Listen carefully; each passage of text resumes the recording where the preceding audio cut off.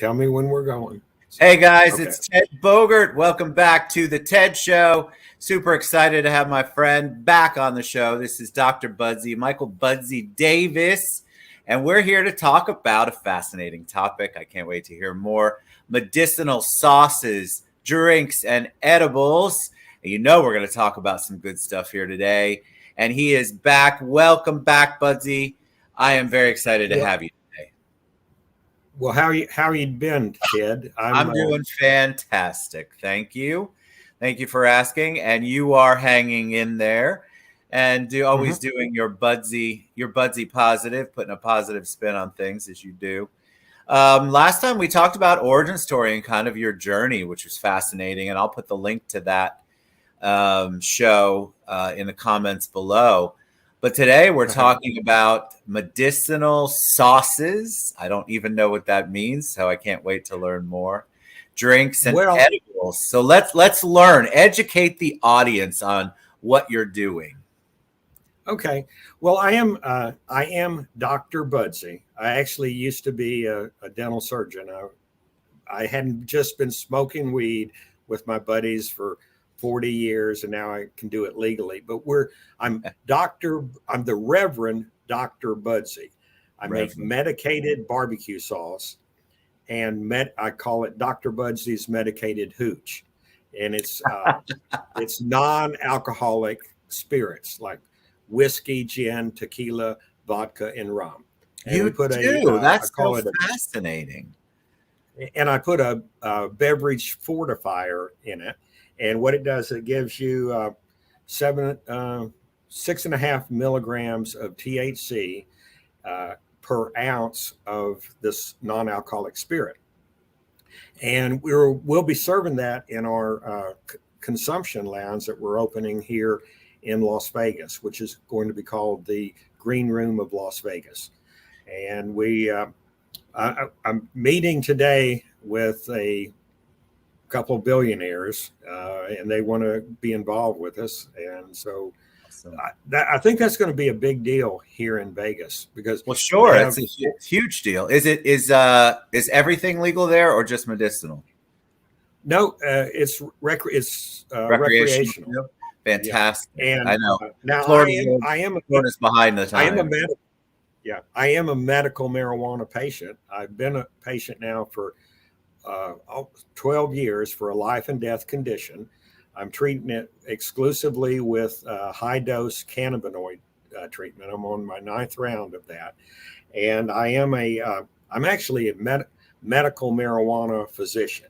I'm a self-appointed board certified cis male heterosexual medical marijuana lesbian gynecologist. I think you've said that before. You caught me off guard. Yeah. I forgot about that. Well, I want to talk about this. I want to talk about the development of the sauces. Because there's tons of Florida only has medical, so we're not into recreational yet. I mean, at least legally.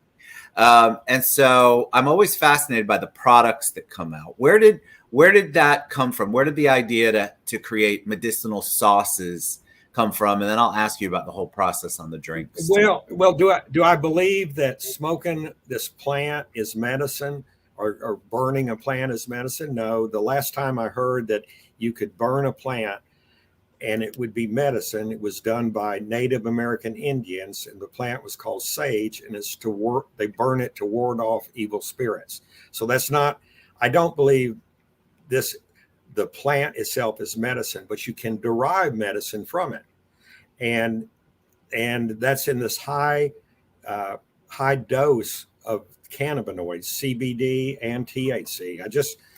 This is a CBD, I take 75 milligrams, but this morning I've smoked 3 joints, which is only about 30 milligrams. On this high dose cannabinoid, the recommended dose is 600 of THC and 400 of CBD. Now we're making this product that will have 200 milligrams of THC in it and 150 of CBD. I'm going to call it Dr. Budsy's Medicated 350. And it will be 30 milliliters of this. Now it's comes from two patented processes, so I can talk about it and not really worry about somebody deciding to steal the process, because it's we are protected from about it. But what it does, you can mix this stuff in a lower dose, like 6.5 milligrams in a shot of, say, whiskey. Someone comes in or they say, give me a shot of OG Kush, Blue Dream, whatever, and they drink it. And the fascinating thing of this is most extracts from cannabinoids from the cannabis plant are not water soluble. So you ingest it traditionally by edibles, and it's not absorbed in your mouth, esophagus, or stomach. It passes through to your lower intestines where it's absorbed, and it goes to your liver. And initially, this a compound called delta 9 THC, and that's the one that's if it's decarboxylated, it's psychogenic and gives you the expanded or whatever of your cerebral being. But it needs, in order for it to be activated, it needs to be decarboxylated. So when you ingest an edible, you ingest it as delta 9 decarboxylated THC, but it's not absorbed in your upper GI. It travels and absorbs and goes to your liver, and there is processed into what's called delta 11 THC. Delta 11 THC gives you what I call the couch potato high, and everybody's liver is different. So one person, it may take them an hour and a half for the onset of this. Another person, it may take them 20-30 minutes, and they start to feel the effect of delta 11 THC. But smoking a joint gives you delta 9 THC, and it goes directly into your blood via the lungs.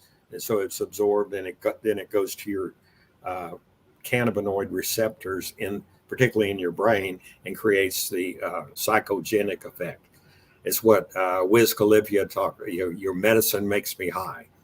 So, well, what about tell me about the sauces themselves, because I think that's because I think a lot of people when they hear about anything that has THC or any kind of cannabinoid in it, oil or whatever, they're afraid of a taste. They're afraid of maybe they don't like the smell of marijuana. Yeah. How does that all translate into a sauce, for example? Well, the extracts we're making, it's a new processing, and what it does, I'm not going to go into specifics of how we do it because that's where the money is. But what and I'm not just about money, but I would like to have a little bit more so that I can get me a house. That's another story. But anyway, the process of this allows the molecules of the THC to be in effect water soluble and be absorbed in your upper GI within, say, about this absorbed into the blood probably within 10 seconds. And that said, it goes like you smoked a joint of delta 9 THC, and it goes into your blood and goes to your brain. And we're trying to get the process down to less than a minute, the effect of this in less than a minute. Are you familiar with edibles at all? Yeah, I mean, let me finish on sauces, because I still want to know. People are going to want to know, can you taste it? Oh, no, it comes from a distillate. It's odorless and tasteless. That's what I think a lot of people have a misconception when you talk about it. The first thing they're going to think about is the smell that we're all associated with. I hate smoking. I do not like smoking. It irritates my lung. I don't like smoking, and it's socially unacceptable. Yeah. There's no place that you can legally and safely smoke here in Las Vegas, except into the future cannabis consumption lounges. Yes, but I believe. Go ahead. I was going to say, I believe in, say, 10 years, 98% of the consumption of cannabis will be by drinks and edibles. And let's talk about the drinks, because I think that's the first time I've ever heard this. Like I've seen like the energy drinks that have some sort of THC or Mhm. some sort of cannabinoid in them. Something's in them. But liquor, a liquor like non-alcoholic, like whiskey, you mentioned. How does that? Yeah. You have to go through a whole process of making sure it tastes like whiskey and then add it. Like how was that process? What how I I'm not the one making that. It's a another company, and there's a slew of these non-alcoholic spirits companies. Most of the stuff tastes like flavored Kool-Aid. It's Yeah. got a and but I came across a brand, and we've got an exclusive wholesale distributorship on it for about 300 miles. But I'm open to other people. That's not the key to these drinks. But you have a liter bottle of this, and you take a 200 or 20 milliliters, and you open up the bottle of the non-alcoholic beverage, and you put the beverage fortifier, the 20 milliliters in it, and because it's water soluble, it does mix, not in a suspension, but actually dissolves into the thing. So you get a liter and 20 milliliters of this of 200 milligrams of THC, and so you pour out a shot, you measure, and you can measure it out consistently, and you get 6.5 milligrams of THC in the shot. Wow. So it's it's a great bit. So people will be able to come into your lounge and have a quote unquote non-alcoholic drink, but it's a whiskey kind of scenario, which is really kind of cool because a lot of times the non-alcoholic drinks, like you said, they're flavored Kool-Aid. They just don't taste good. And of course, you get no effect. So I'm not really sure what anybody drinks those for.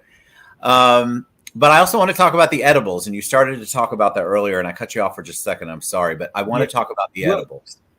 Yeah, the edibles that we are manufacturing, and there's only one processor here in Nevada that does it. And they're up in Reno, and actually, I'm planning to move up to Reno in the summers, Reno, Tahoe, because it is miserable here in Las Vegas in the summer. I've done this is the third summer I've been in Las Vegas, and it's supposed to be 111 today. Wow! Earlier in the week is 115. It's just miserable in the summer here. It's miserable everywhere, I think, this summer. So, Agreed. Yeah. So the edibles, people will be able to get edibles in the cafe yeah, we'll have edibles, and we're going to provide a cannabis infused barbecue dinner.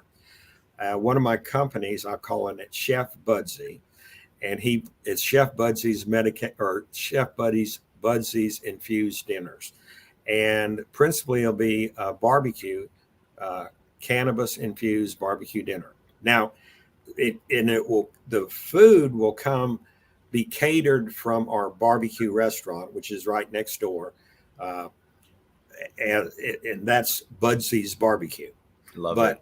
I tell people in the restaurant, it's a family-oriented Texas style barbecue sauce or barbecue restaurant. In the restaurant, the only thing we smoke is meat, and we don't, people don't smoke cigarettes in there. They don't smoke weed. Nothing. It'll be separated from the consumption lounge. But we take the food from there and add sauces to infused sauces like barbecue sauce.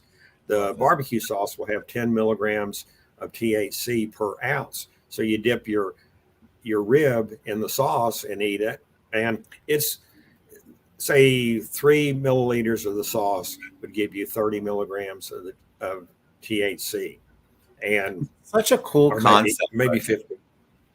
Tell me what when can people find out? When can people see the launch? Do you have a date for the launch of the consumption? Yeah, we're right now. We have we were part of the lottery. We had to do an application, put our money up, which was non-refundable. these dispensaries, they had to put up $100,000, but they all got the prospective license. The prospective license allows us to submit all our documents, everything, and get a provisional license. And we've submitted everything except the financial requirements to get our provisional license. And I think this afternoon we'll have that met. So soon. Yeah. So can people buy the sauces and can people buy things online from you? I really don't know the answer. No, I used to make cannabis infused barbecue sauce sold at Dr. Budsy. I'm not doing that anymore because that was hemp derived THC. And hemp derived THC is not good for you. What they do, they derive the THC from hemp, and hemp has a very, very low amount of THC in it. And you have to concentrate it like 1,000, 2,000, 5,000 times. You have to concentrate it so much. But the problem when you concentrate the THC, you're also concentrating all the toxins, the pesticide, any residual organic solvent. You're concentrating that to a level where it's carcinogenic. And so rather than being good for you medicinally, it's terrible. So I used to be using this Delta 9 hemp derived THC in my Dr. Budsy's medicated barbecue sauce, but I don't do that anymore. We are working with this company that they're a licensed processor here, but we were going to try to get a license. There's no new processing license being granted. You have to be with an existing one, and there's only one here in the state that is licensed to do this patented process. So we're teaming up with them to do a joint venture. And, so how can people find out more about what you're doing? We'll be posting things. We'll be posting things on our websites. And if you go to either lvcil.com, that's the Las Vegas Cannabis Industry Leaders.com, or drbudsy.com, that's drbudsy.com. We'll be posting things, but we should be open hopefully within 6 months that we launch. And we will be having smoking of cannabis in the lounge, but primarily it'll be up on the roof. And we can't do outside consumption for a year from after we open. So initially so many rules. Yeah, all right. Oh yeah. All right, Budsy, it's always a pleasure to have you on. I want you guys to check it out. I want you to support Budsy. Go to drbudsy.com. We'll also have the other websites that he mentioned earlier. Get out and support. I know this is in Las Vegas. For those of you who are not in a state that is allowing recreational yet, I promise you it's coming at some point, including Florida. But always a joy to have you on. I always feel educated. I learn something new every single time, and you break it down for us in a way that even old people like me can understand. But you're a joy, absolute joy, Budsy. Yeah, I'm an old fart myself. You're not old. All right, guys, get involved. Support Budsy. Go to drbudsy.com. Follow him on social media. Reach out to me if you want to get in touch with him. But this is a great enterprise. I'm really excited for you. It's Consumption Lounge is such a great concept. And maybe you can expand here to Florida when we open. But everybody, give it up for Dr. Budsy. We'll see you soon.